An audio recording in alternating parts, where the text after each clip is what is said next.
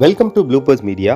உங்கள் இரவுகளை அமானுஷ்யம் மற்றும் சுவாரஸ்யப்படுத்துறதுக்காக தினமும் சில உண்மை சம்பவங்களையும் அதில் பல கற்பனையான விஷயங்களையும் ஆட் பண்ணி பல விதமான அமானுஷ்யம் மற்றும் பேய் கதைகளை சொல்லிட்டு வரோம். அந்த வரிசையில் இன்னைக்கு சென்னை பெசன் நகரில் அன்னைக்கு ரிச்சர்ட் அண்ட் கம்பெனியோட வீட்டு வாசலில் பயங்கர கூட்டம்ங்க.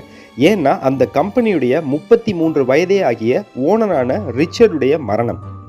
அந்த ரிச்சருடைய மரணம் அப்படிங்கிறது ஒரு சாதாரண மரணம் இல்லைங்க, ரொம்பவே எல்லாரையும் கஷ்டப்படுத்தக்கூடிய ஒரு மரணம். ஏன்னா தன்னுடைய 12 வயதிலேயே இந்த தொழில் அந்த தொழில்னு ரொம்ப அடிமட்டத்திலிருந்து கிட்டத்தட்ட ஒரு 18 வருடங்கள்லேயே தன்னை சென்னையில் இருக்கக்கூடிய ஒரு மிகப்பெரிய பிஸ்னஸ் மேனாக உயர்த்திக்கக்கூடிய அளவுக்கு தன்னுடைய உழைப்பால் உயர்ந்தவன் தாங்க ரிச்சர்டு.